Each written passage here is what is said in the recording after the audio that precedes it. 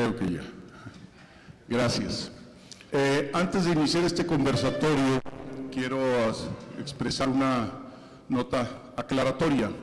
Nos han estado preguntando por las conferencias, los conferencistas han compartido ya sus ponencias en texto. El seminario de lectura bíblica tiene un triple propósito: la investigación, la docencia, espacios educativos como este para exponer trabajos de investigación de otros hermanos nuestros, y el trabajo, un tercer propósito, es la difusión, compartir, aparte de estos espacios formativos educativos, compartir la producción que se ha hecho. Entonces, bueno, con respecto a este evento, pues nos falta la tercera parte. Los hermanos han hecho trabajo de investigación, se han expuesto ya en gran manera los trabajos en este contexto educativo, y ahora, bueno, nos falta de la difusión, compartir con ustedes, obviamente con más personas, estos textos que ellos han producido.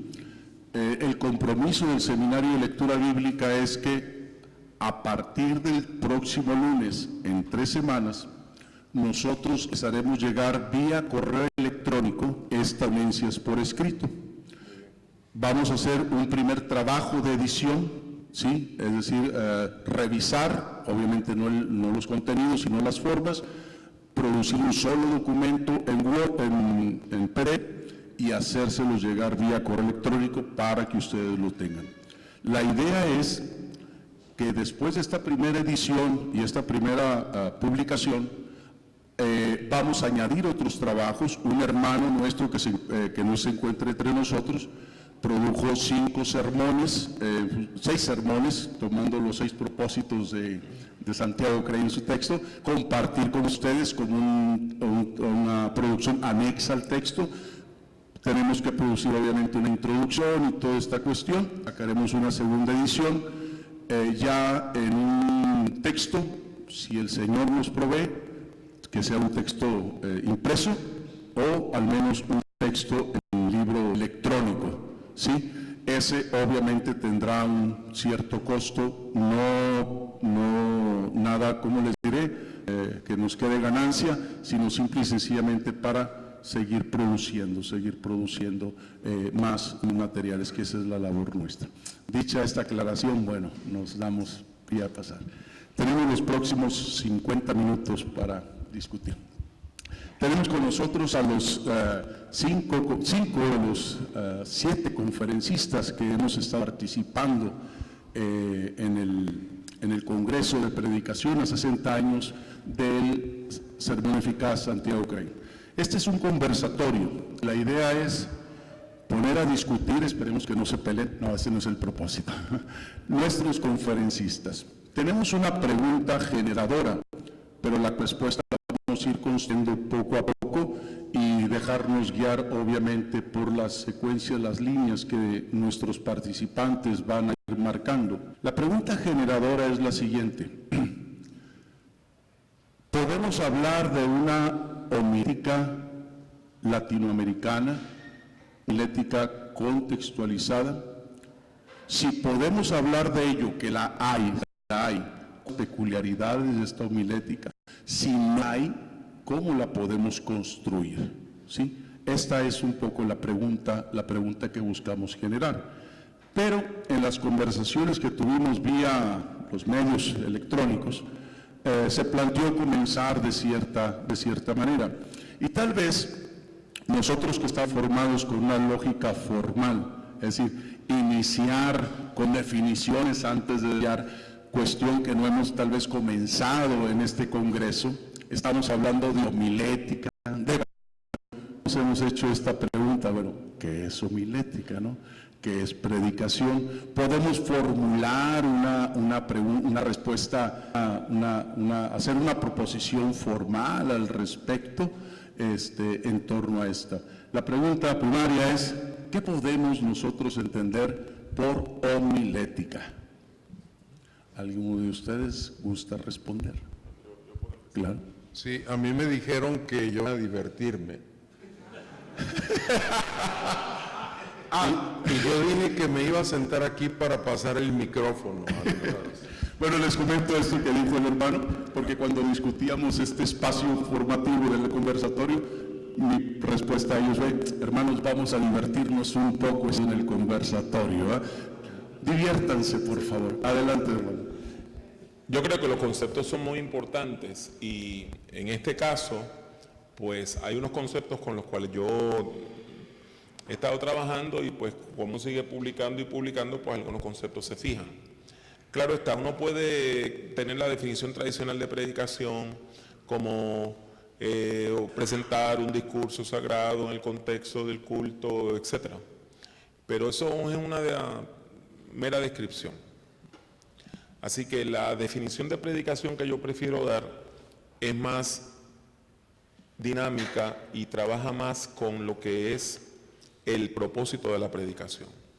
Así que yo defino la predicación como la interpretación teológica de la vida en el contexto del culto cristiano. Déjenme volver a repetirla. La interpretación teológica de la vida en el contexto del culto cristiano. La gente viene a la iglesia con problemas de verdad. Desempleo, violencia, enfermedad, problemas matrimoniales, problemas económicos, hijos que están presos, nietos que no pueden ver. Y esas personas llegan a la iglesia con una serie de preguntas.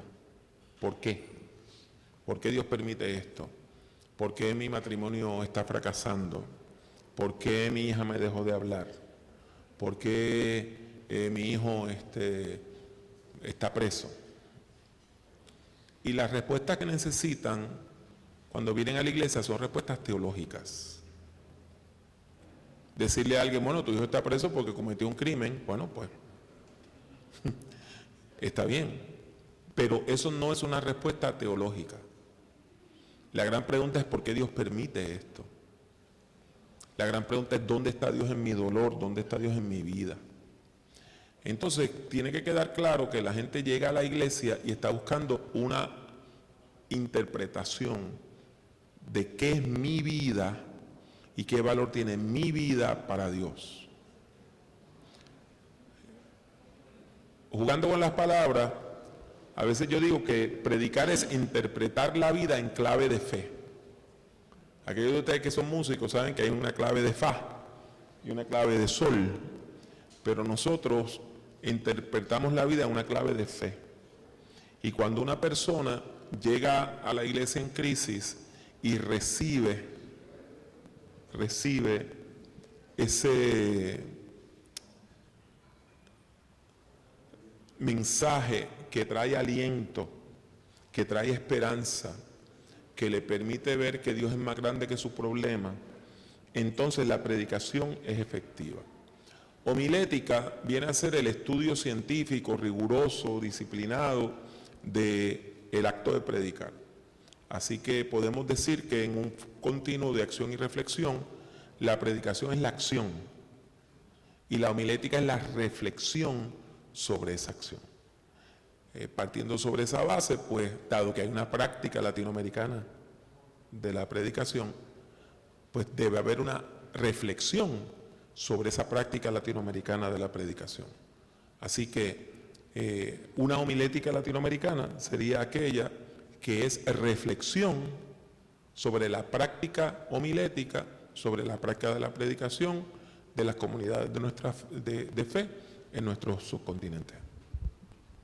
Y paso el balón.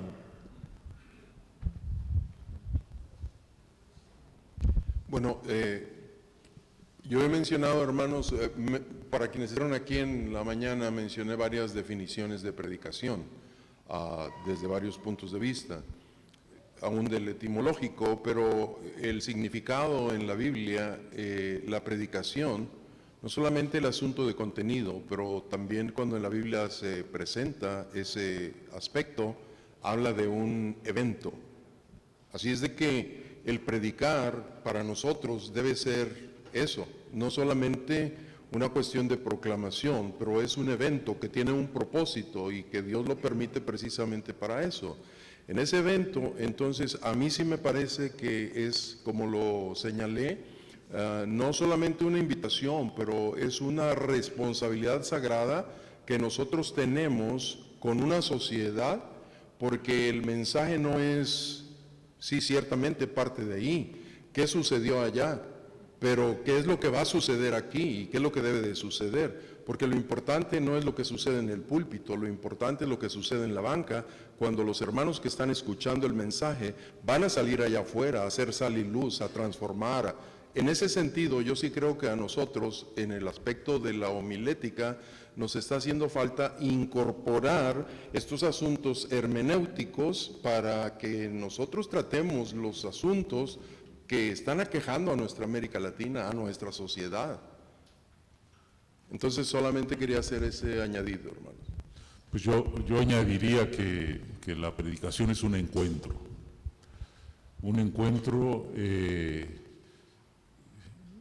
sagrado entre el Dios que se revela y la comunidad que le escucha y le atiende. Y no es una comunidad en abstracto, es una comunidad que anda en busca de sentido. De manera que es un encuentro que produce sentido, sentido para la vida. Y es latinoamericano porque también es contextual. Es decir, no se da también fuera del espacio cultural o el espacio geográfico, se da en los contextos en los que vive nuestra América Latina. Quienes tenemos la oportunidad de trabajar, por ejemplo, con comunidades indígenas, ¿no? Es un encuentro con esta palabra reproductora de sentido en una comunidad específica que tiene características propias y que quiere encontrarle sentido a su propia existencia, sin renunciar a lo que son, sin renunciar a lo que esperan y sin renunciar a lo que Dios les ofrece como alternativa de vida. Comentábamos esta mañana que era urgente revisar nuestra noción de predicación. Y cuando escuchamos la palabra noción tenemos por lo menos que pensar en dos cosas. ¿De qué naturaleza es eso? ¿Y cuál es su función? Naturaleza y función. Y cuando tratamos de explorarlo encontramos al menos tres componentes. Y es lo que decía, que la predicación es don, la predicación es ciencia y la predicación es arte. Y como don involucra elementos trascendentes. Está el carisma del Espíritu, está el poder de la palabra, está el poder del Evangelio. Recuerden que tenemos en mente la idea de naturaleza y función, es un don. Hay algo que Dios ha dado por gracia en Cristo, en su revelación, en su Espíritu. Y nosotros necesitamos, si vamos a hablar de predicación, tener eso claro. Luego, como ciencia, involucra la reflexión y ahí entraría el término hermenéutica. Para mí la predicación es el proceso global de encontrar, proveer el sentido a partir de la Biblia y la trascendencia para la vida. Es el proceso global. Y la hermenéutica es el proceso más específico de hacer la teoría, de consultar las fuentes, de hacer las preguntas, diseñar el mensaje, presentarlo. Pero como ciencia entonces tenemos el gran compromiso, no solo de ser fieles al texto que interpretamos y queremos comunicar, sino también dialogar con la fuente para conocer mejor el mundo a que le vamos a comunicar.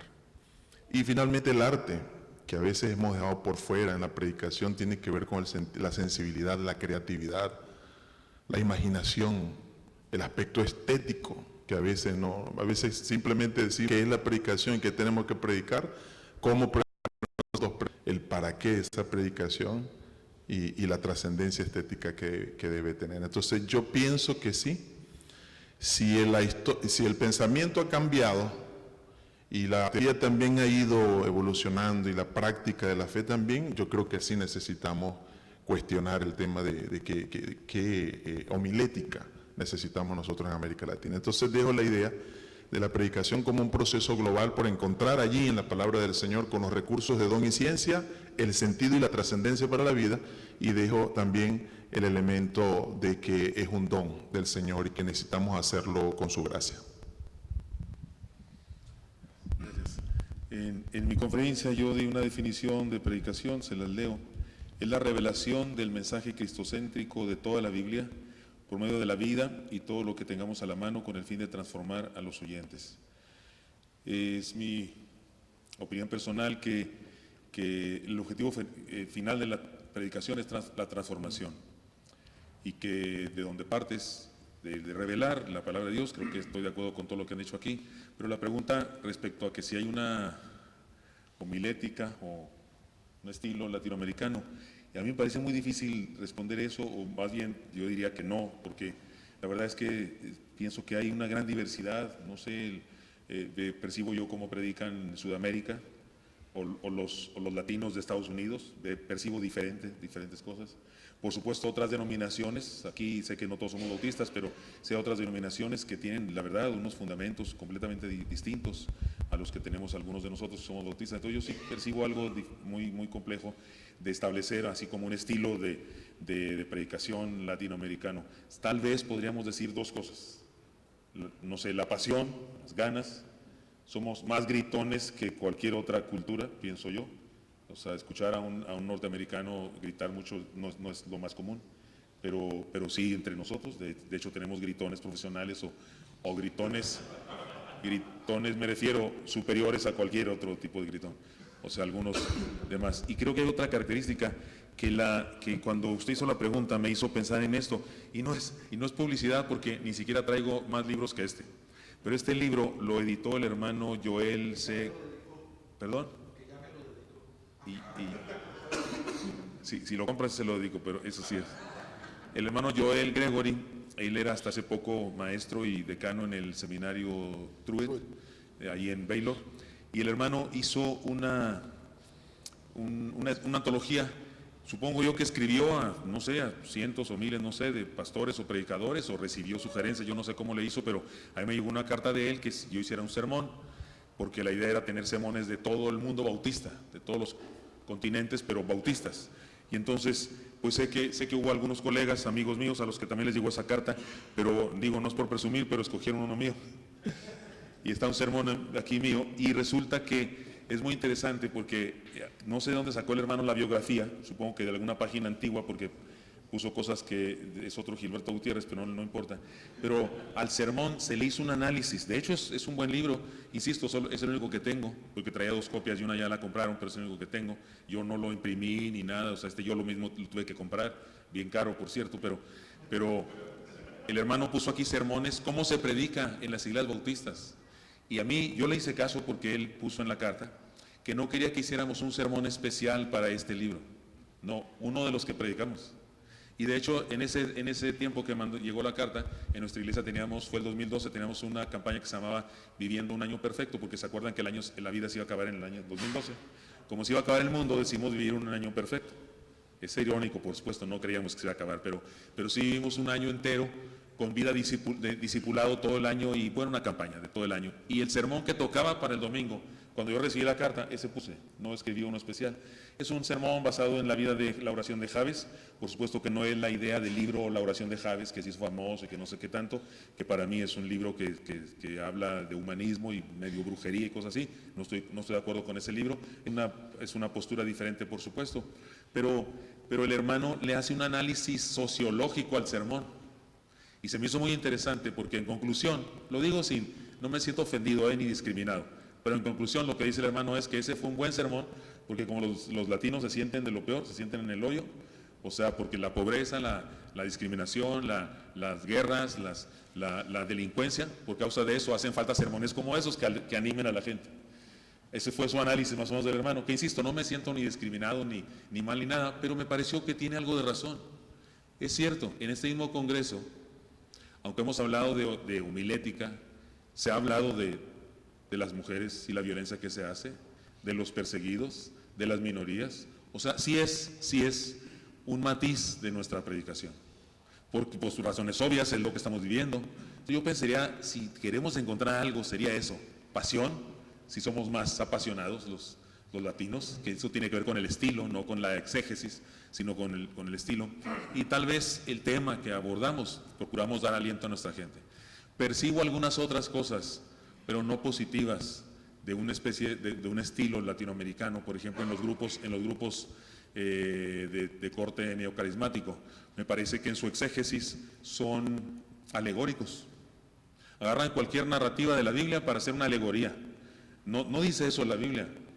No dice que lo decía en mi conferencia, hoy escuché un sermón de alguien que cuando a Pablo le muerde una serpiente y no se muere, entonces el sermón es que hay que sacudirnos la maldad.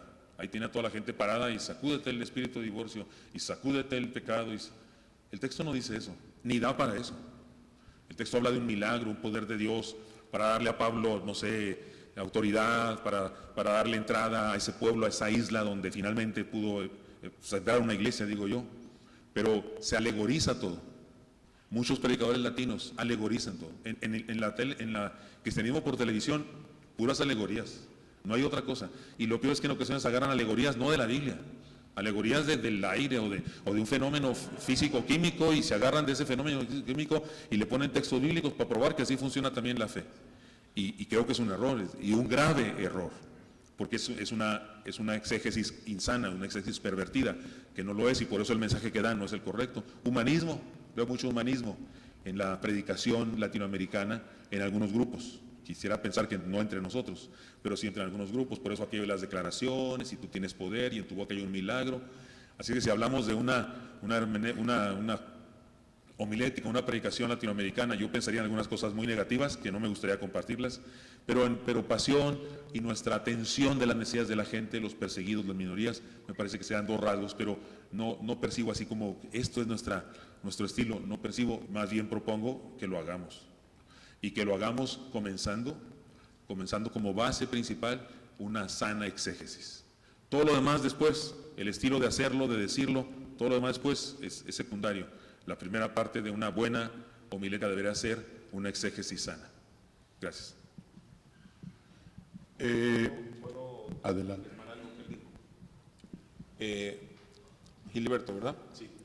Gilberto ha mencionado un vicio de la predicación que no solamente se da en América Latina, se da en Estados Unidos también, y yo enseño en comunidades afroamericanas, enseño en comunidades afrocaribeñas, enseño en inglés, en español, y veo lo mismo, que la gente piensa que el texto es como cuando usted va a un psicólogo y hay una mancha, y le enseñan una mancha y le preguntan qué usted ve en la mancha. Y entonces la gente, en vez de buscar el sentido del texto, lo toma como un pretexto para decir cualquier cosa. Por ejemplo, este estudiante predica sobre la multiplicación del pan y la multiplicación de los peces. Pues entonces hizo eso, alegoriza el texto. Y el chico tenía 5 pedazos de pan. Y uno era la justicia. Y el otro era el amor. Y el otro, entonces, eso no tiene nada que ver con el texto. Y aunque usted diga cosas bonitas, ¿verdad? Porque está hablando de virtudes, eso no tiene nada que ver con el sentido del texto. Pero absolutamente nada. Entonces yo recuerdo estar en esta universidad o colegio bíblico en Puerto Rico y corregir al estudiante. Y el estudiante lo que hizo fue que le dio ira conmigo. Porque él entendió que él estaba haciendo una gran labor. Y no, yo no dije nada malo. No es que usted haya dicho nada malo. Es que usted está poniendo el texto a decir cualquier cosa. Porque ¿qué quita que otra persona diga? Y eso, el chico lo que trajo fueron 5 problemas que el pan se representa 5 problemas que Cristo redimió. Así que uno de los panes era la envidia y el otro plan era, o sea, es de nuevo, porque el texto está vacío y no dice nada y nosotros rellenamos eso. eso viola la idea de que la Biblia tiene autoridad. Porque entonces yo lo que estoy haciendo es cambiando el contenido de la Biblia. Estoy tomando la Biblia como si fuera un vaso vacío, que yo lo relleno de lo que yo quiera. Y ese tipo de exégesis es peligrosísima, peligrosísima, peligrosísima. ¿Ok? Sí, quería, añadiendo un poco a lo que estaban compartiendo, yo siempre digo a mis estudiantes, hay que leer el texto bíblico quitándose los lentes de Platón y de Aristóteles y ponerse los lentes de Jesús, porque eso tiene mucho que ver con este tipo de análisis del texto y de interpretaciones. Pero cuando pienso yo en una predicación latinoamericana, más allá de las formas, porque pueden ser muy variadas, y creo que la narrativa tiene una manera que toca mucho las sensibilidades de nuestras propias culturas. Estoy pensando en los sujetos a quienes nos dirigimos, en los sujetos que pueblan nuestro continente, que son diferentes a otros continentes, y las problemáticas que enfrentan.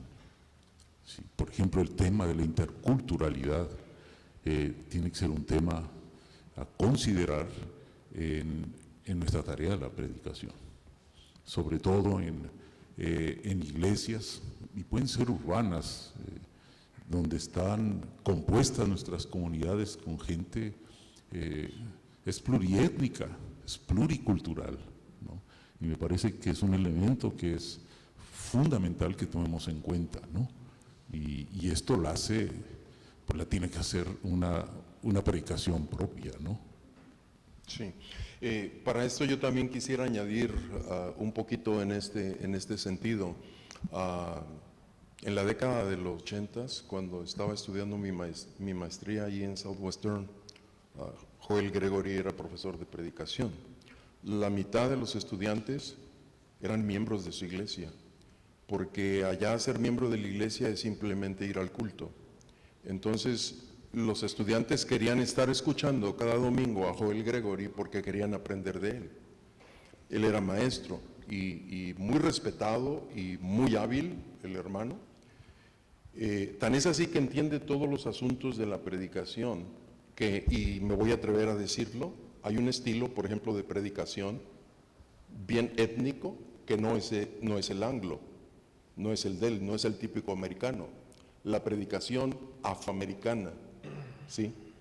Es un grupo étnico que se caracteriza precisamente por ciertos distintivos, no solamente en cuanto a la presentación del sermón, sino a los contenidos de. Y no estamos hablando de exégesis, estamos hablando de hermenéutica, de una interpretación para ser aplicada a un contexto de una sociedad con unos problemas muy particulares. Y quiero decirles que Joel Gregory, como entiende todas estas cosas, no siendo afroamericano, es el predicador más invitado por las iglesias afroamericanas, porque entiende eso. Cuando yo sí voy un poco hacia este lado, es porque creo que nosotros como latinoamericanos sí tenemos la sagrada responsabilidad, y no es opción, de tratar los asuntos lacerantes de nuestra sociedad. O sea, no estoy hablando de exégesis, estoy hablando de hermenéutica, para una aplicación que responda a las preguntas que nuestra sociedad tiene. Difícilmente escuchamos en nuestros púlpitos hablar de los problemas que aquejan a nuestra sociedad. Entonces, somos o debemos de ser, creo que debemos de ser una iglesia que responda a las necesidades de la sociedad, las necesidades que está viviendo. Y nuestra América Latina está caracterizada en este momento por problemas que le están aquejando profundamente, como los grupos marginados entre los indígenas, que la iglesia no voltea a verlos, como los problemas migratorios que se están dando y aún a nivel global, y que me impresiona que se me acerque un pastor líder con preparación y me diga, hermano, ¿usted qué opina? ¿Debemos hacer algo por los grupos inmigrantes, la gente, los inmigrantes que están viniendo? ¿No estaremos acaso promoviéndolos y les ayudamos? El que a mí me pregunten eso, yo digo, esto no es asunto de teología. Me parece que esto no es asunto de teología. Esto es asunto simplemente de experimentar lo que significa y vivir lo que significa misericordia. Misericordia. Ahí es donde yo creo que sí nos está haciendo falta, mis amados hermanos, levantar la voz como una sociedad afroamericana que se caracterizó por un mensaje, no con una exégesis diferente, sino con una homilética pertinente a su momento histórico. Y a nosotros nos toca, es mi opinión, abordarlo y abordarlo con decisión.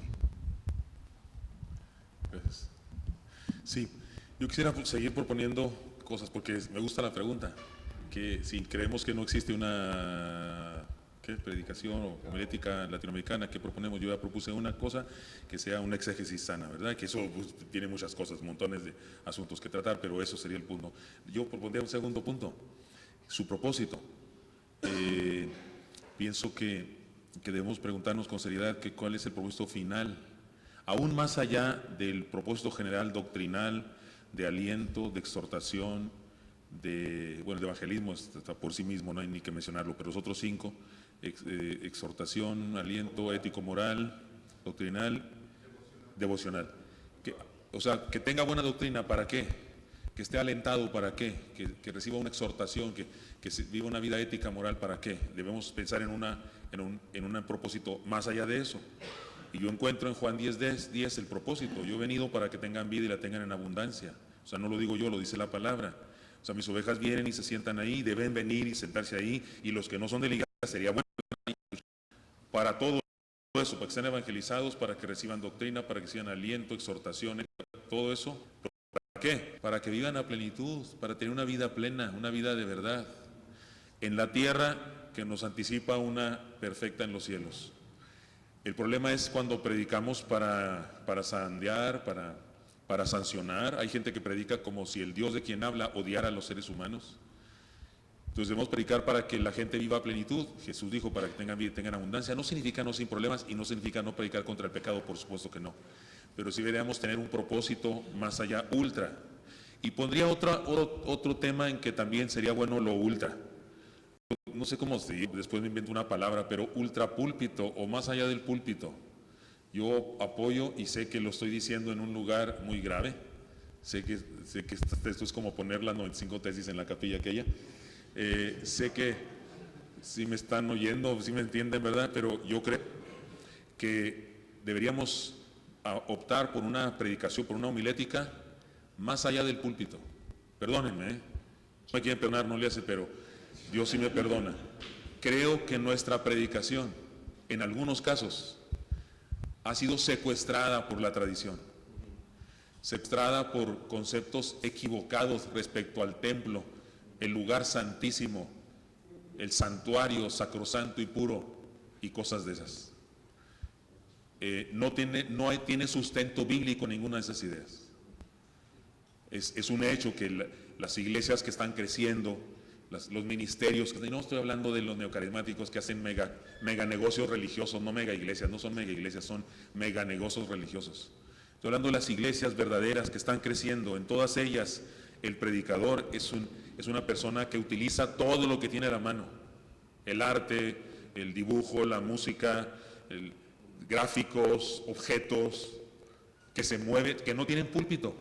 Montones de iglesias en donde ha habido un crecimiento extraordinario, sano, no estoy hablando del neocarismatismo, crecimiento sano, ni púlpito hay. Hay quien se ofende porque no hay púlpito, como si el púlpito fuera una cosa que llegó del cielo, como la piedra esa de la cava, allá del meteorito aquel, de la Meca, pues como si fuera, no es así, es un invento práctico que se usó para algo, pues, y sirve, sí sirve, pero si de repente no sirve, pues ¿qué le hace que lo optemos? O sea, una predicación, una homilética más allá de eso. Y cuando digo más allá del púlpito me refiero más allá de ciertas limitantes que exigen que el predicador no pueda soltarse y con todo respeto, por eso no hay millennials en las iglesias y menos centennials. Y los X y los Y están ahí sufriendo por mantenerse, pero ganas de irse tienen, porque no estamos apelando a ellos. Por eso hay iglesias bautistas, metodistas, presbiterianas, las iglesias históricas vacías de jóvenes. Porque apelamos a los viejos, apelamos a los de nuestra edad, a los como yo, que soy baby boomer. A mí me decían una cosa, la creía, o sea, amén, así es. Ni preguntaba por qué. Yo le creía todo al maestro y todo a mi padre, ni preguntaba por qué. Pero los de ahora, ¿por qué? ¿Cuándo? ¿Cómo? ¿Dónde funciona? ¿Gusta? ¿Es agradable? A ver, explícamelo. Y si seguimos predicando como antaño, nuestros héroes, el que me pongan, como el que estamos honrando ahora, el hermano Santiago Crane, cualquier otro, ajeno a nuestra cultura, ¿verdad? Spurgeon o cualquiera. Nuestros héroes, estoy seguro que con sus perspectivas, con su pasión y con su creatividad, si vivieran en nuestro tiempo, predicarían diferente que como predicaban en su tiempo. Predicarían distinto. Y escribirían libros con nuevos principios y nuevas formas. De hecho, honrarlos a ellos es hacer lo que ellos hicieron en su momento. Plantearnos lo que hace falta en nuestro presente. Entonces yo ya cooperé, ya hasta me puedo ir si quieren, porque yo ya dije una exégesis sana, un propósito final de plenitud de vida y un estilo creativo, libre, ultra púlpito, ultra tradiciones, ultra diáconos y ya no digo más. Richard, creo que tenía... Y después... El tema no es si necesitamos clase, estamos practicando. Porque en el momento en que vamos al texto, presumimos que comprendemos y proponemos una práctica de vida, ya estamos haciendo. Ya se constituye en una práctica, ya tenemos una. La pregunta es qué clase de homilética hemos practicado y hemos construido. La interpretación no es opcional, siempre interpretamos. La pregunta es qué tipo de interpretación estamos haciendo. Como decimos que no tenemos teología, sí, ¿qué clase de teología estamos produciendo? No, que no tenemos liturgia. Bueno, no tener ya es una liturgia, ya se repite. O sea, el asunto es qué clase de homilética estamos practicando y qué clase de homilética deberíamos construir. Y quiero añadir dos cosas, para honrar dos elementos que parece que nos pueden ayudar para definir esto de que la naturaleza y la función de la predicación la estamos haciendo bien. Uno, la fidelidad, llámele revelación, texto o evangelio. Yo creo que ese es el primer elemento con el que tenemos que comprometernos. ¿Cómo seguir siendo fieles al Evangelio en este tiempo? A la revelación, a la palabra, al texto, en fin. Y por otro lado, ¿cómo ser pertinente? Y tenemos que desmontar una falsa dicotomía, porque nos han dicho que la única manera de ser fieles al texto y al Evangelio es siendo impertinentes. Y entonces nos ponemos una tensión y algunos dicen, no, yo me quedo del lado de los fieles al Evangelio, de la predicación bíblica, de la mera predicación. Y otros se van allá, no, yo no quiero seguir siendo parte de esa gente que presume fidelidad al texto y ha perdido toda conexión con la realidad. Entonces nos vemos como que en una dicotomía que hay que vencer, que no es necesario. Ser fiel no significa ser impertinente en la realidad, como tampoco ser pertinente en la realidad debe vaciarnos de evangelio y debe llevarnos a alejarnos de la palabra del Señor. Para mí, al preguntarnos de la naturaleza y la función de la predicación, es cómo lidiar con esa tensión. Y no es una tensión de ahora, es una tensión de toda nuestra historia. ¿Cómo soy fiel a ese evangelio que el Señor por gracia nos dio? ¿Cómo soy fiel a esa palabra que el Señor nos reveló? Nosotros no le inyectamos sentido al texto. Nosotros lo descubrimos y creemos que es un sentido, sí, dinámico, que es aplicable ¿a qué? A toda cultura, a todo tiempo y todo lo demás. Y mi labor no es solo contentarme con una interpretación fiel del texto, sino la otra parte, ¿cuál es? Ahora, ¿cómo lo comunico de una manera pertinente? Ahí está nuestra atención. Ahí está nuestra atención. Y finalmente, proponer un asunto que también ha sido tema de discusión, solo porque alguien comenzó a proponer la discusión, nosotros no lo metimos porque quien lo propuso no nos cae. A partir del año 60 comenzamos a notar un cambio y la teología latinoamericana nos dijo que hay que tomar en serio el tema de la realidad. Eso es parido aquí, eso es de cantera nuestra y eso es reconocido. Y la gran pregunta es, ¿dónde comienzo para predicar bíblica y pertinentemente? Entonces, ¿comienzo en la realidad o comienzo en el texto? Yo decía, y mañana lo amplío con el otro grupo que quiera acompañarme en presentación, que no diría conclusión porque sería cerrado, pero una idea que tengo es que al final no me importa tanto dónde comienzo, sino con quién termino comprometido. Porque algunos presumen que comienzan con la Biblia y que son muy bíblicos y no tienen nada que ver con Jesús, ni con el Evangelio, ni con los valores del reino. Y comienzan citando un texto bíblico. Y comienzan presumiendo una exégesis rigurosa. Dicen, no, yo comencé con la Biblia y termino con la Biblia, impongo la Biblia y golpeo con Biblia. Pero terminan maltratando a la gente como Jesús no lo haría.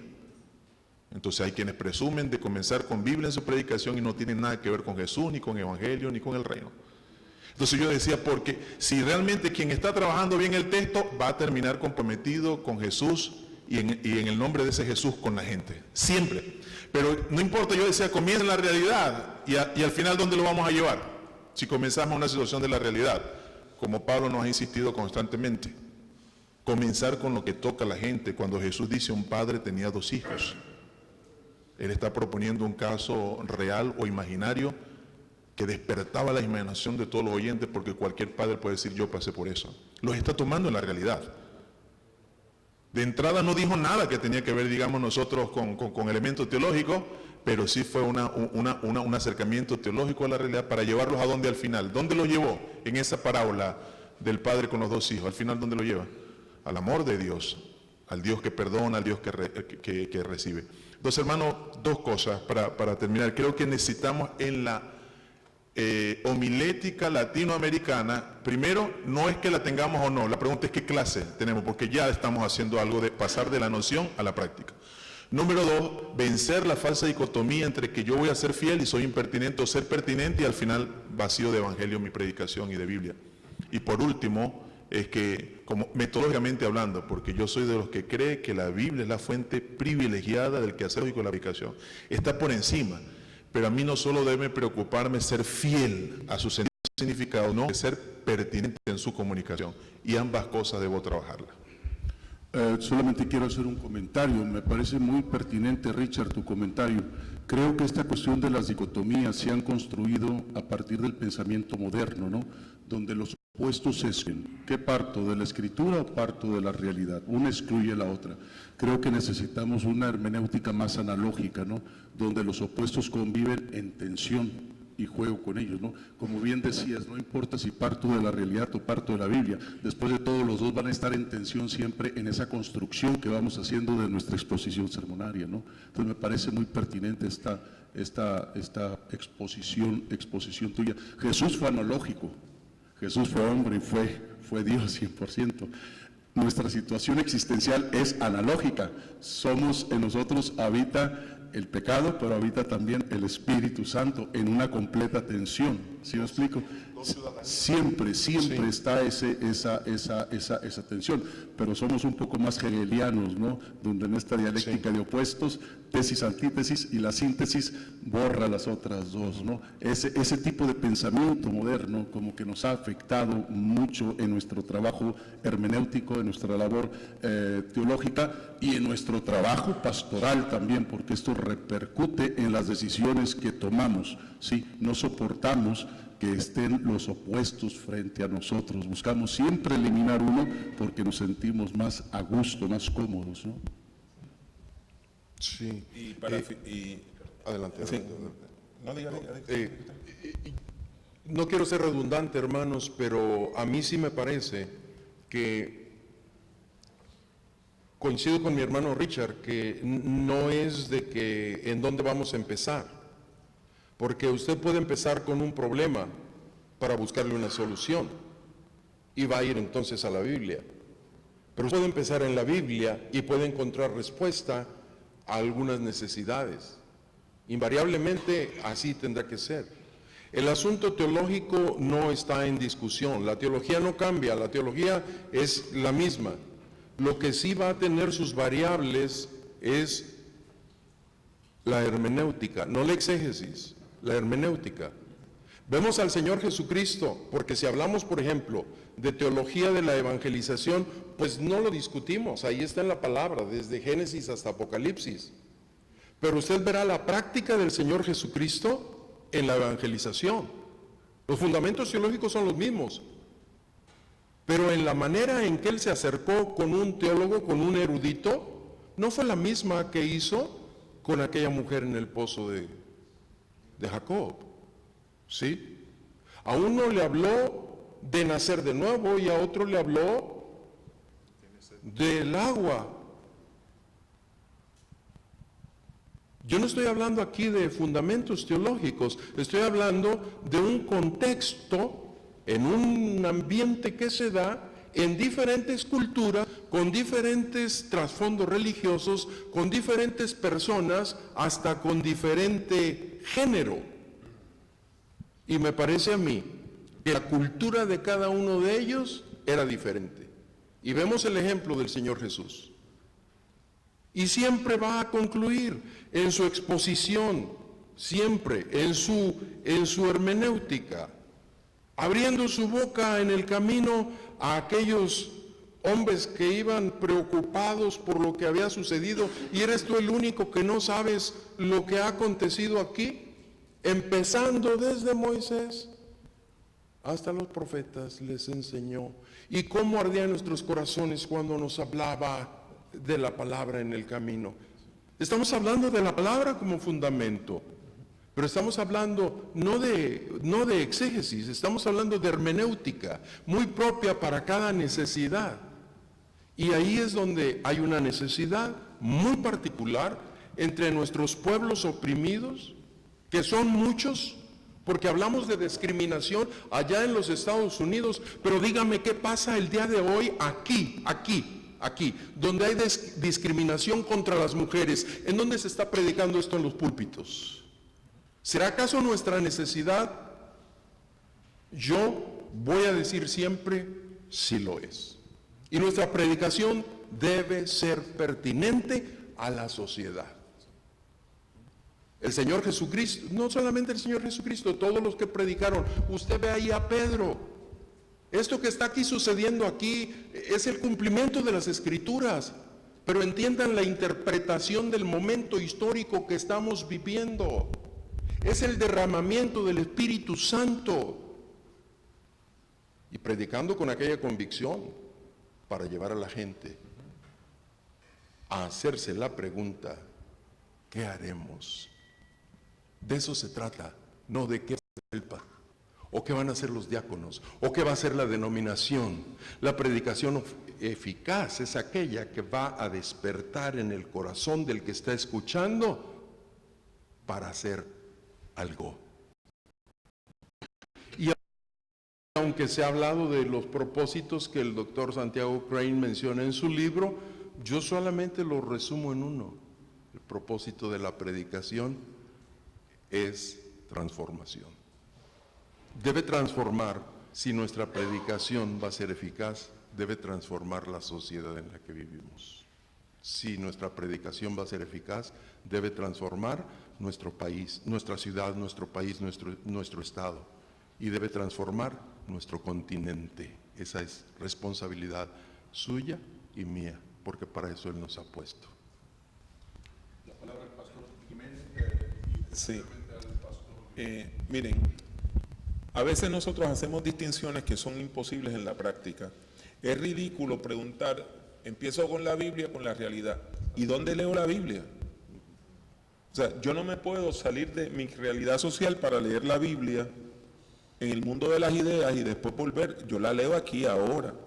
Entonces se está haciendo una diferencia una dicotomía que es imposible en práctica. Ahora, quiero volver a algo que dijo Gilberto importante y vamos con la Biblia adelante, ¿verdad? Deuteronomio 30, 19 y 20 dice: a los cielos y a la tierra llamo por testigos hoy contra vosotros de que os he puesto delante la vida y la muerte, la bendición y la maldición. Escoge pues la vida. ¿Para qué? para que vivas tú y tu descendencia, amando a Jehová tu Dios, atendiendo a su voz y prosiguiéndole a Él, porque Él es vida para ti y prolongación de tus días, a fin de que habites sobre la tierra que juró Jehová a tus padres, Abraham, Isaac y Jacob, que les había de dar. Yo creo que nosotros necesitamos recuperar la vida como un lugar teológico. Y de hecho, mañana cuando hable de la predicación como testimonio en la plenaria, eso es uno de los puntos que le anticipo. Pero cuando el hermano Tamés, el doctor Tamés dice que una persona le pregunta si la iglesia debe ayudar a gente que están en situaciones límite, lo que está preguntando es si la vida de esas personas tiene valor. Y para Dios tiene valor. Nosotros necesitamos recuperar la vida como un valor, porque esto es para que usted viva, para que vivas, no para que muera. Jesucristo se define a sí mismo como aquel que viene a traer vida y vida abundante. ¿Quién mata, roba y destruye? Pues el enemigo. Entonces, ¿cómo la iglesia va a estar del lado de los asesinos? Es imposible. Cristo nunca va a estar al lado de lo que es antivida. Cristo nunca va a estar al lado de lo que es la muerte. Entonces, la pregunta es, ¿cómo nosotros como iglesia desarrollamos una práctica pastoral que afirme la vida? La gente, los chicos se nos están yendo de las iglesias. Usted tiene razón. Mi hija menor nació artista gráfico. Nadie le enseñó a dibujar y ella salió artista gráfico.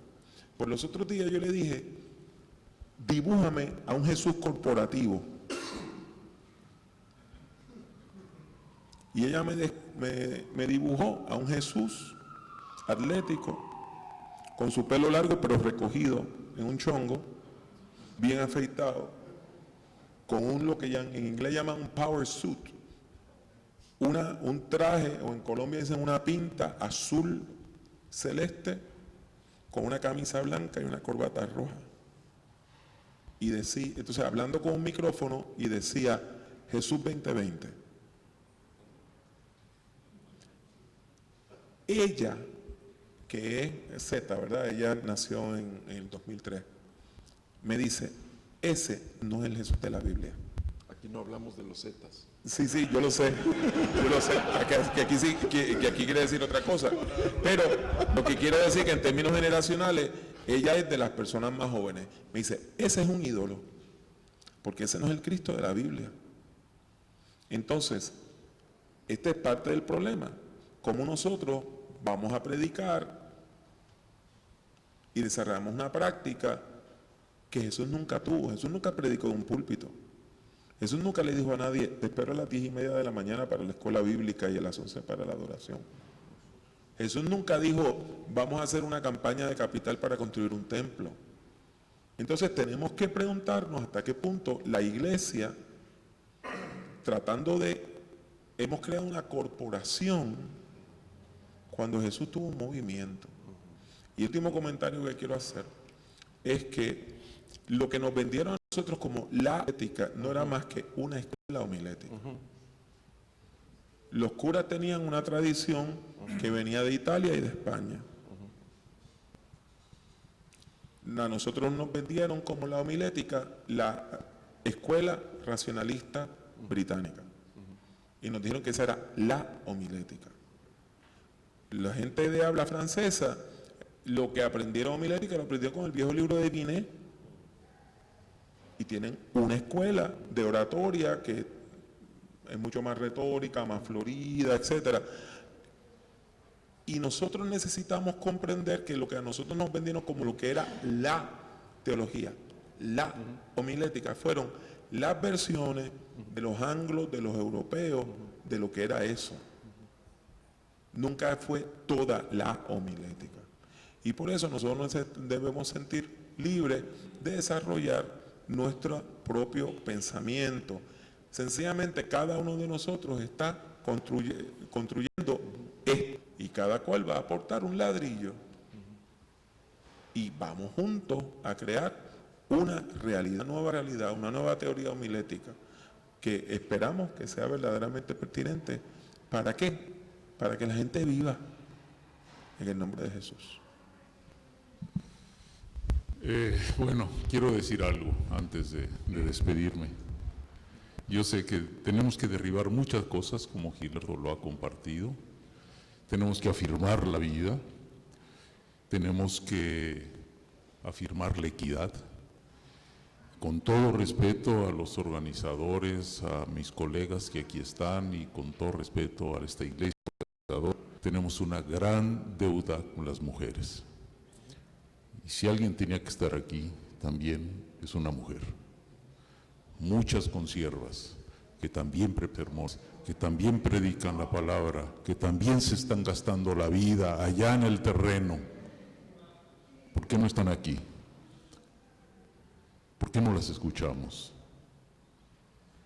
Tenemos una gran deuda con las compañeras, con las colegas, con las mujeres, con las que Dios ha llamado también al ministerio y que predican también la palabra. Y la predican, como lo compartía Pablo el día de ayer, con una sensibilidad que enriquecería nuestra vida y la vida de las iglesias. Necesitamos escuchar la voz de las mujeres. Tenían que estar aquí hoy, hermanos y hermanas. Y también escriben libros, hermano. Adelante, Richard. Ahora ya no quieren soltar el micrófono. Al principio no lo querían.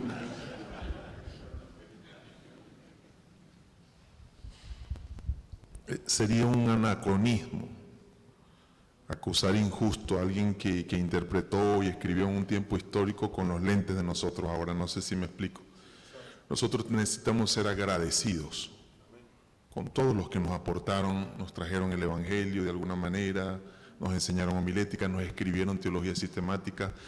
Y digo incluso del norte, porque las grandes teologías sistemáticas que nosotros recibimos la pensaron en el norte con sus preguntas y demás. Pero ser agradecido no significa que nosotros no nos permitamos entender. Escuchen esto, hermano. No hay sistema teológico de latitud alguna. No hay teología sistemática. Ni hay tradición evangélica de era alguna que agote el Evangelio. No hay. Si eso fuera, no sería Evangelio de Jesucristo. ¿Por qué digo esto? En este espacio, mira, aquí hay Abraham, aquí hay valentía, aquí hay intento, aquí hay búsqueda. Nos permitimos hablar, intentamos. En esto que estamos haciendo rico, yo celebro esto. Esto es una bendición grande. Y yo necesito decir acá que entre los tantos desafíos que tiene la teoría sermonaria y la práctica sermonaria está el tema de una ambivalencia, hay una sed de Biblia de parte de nuestra juventud, quiero decir eso. Pero entonces cuando nosotros decimos que es una homilética latinoamericana, si hay o no, o la que requerimos, hay propuestas por allí. Y se están escribiendo libros de predicación y hay predicadores que están siendo, pero mira, están causando avidez en nuestra juventud, porque esos sí son bíblicos, esos sí son evangélicos, esos sí son fundamentalmente evangélicos. Y se escuchan sus sermones, se leen los libros, pero como usted no tiene idea. Y nosotros aquí callados, porque nos parece a nosotros más fácil, para nosotros como que es más fácil, y mire, esta es la teología, y este es el sistema, y estos son los temas que tú tienes que explicar, como que si él y la Biblia fuera una cuestión fija allí, como un enlatado, como un atún en lata, que no importa si pierde, llega a su obsolescencia, y yo tengo que darse a la gente así se intoxique, porque creemos que la Biblia es una cuestión de un contenido que alguien hizo, y alguien nos dijo, esta es.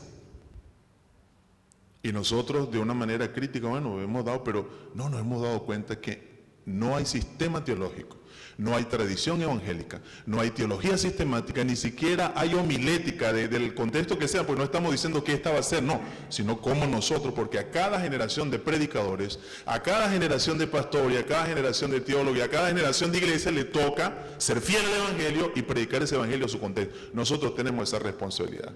Y hermano, no va a ser por la vía de agarrar lo que otros hicieron como un contenido enlatado y dárselo a la gente críticamente, porque si no, no soy fiel. Si no creo lo que cree el predicador tal, si no predico como predica el predicador tal, si no estoy entonces estudiando la teología sistemática del predicador tal, entonces yo no soy fiel. Y antes de que aparecieran incluso las ideas de ellos no había evangelio. ¿Cómo comenzó todo esto?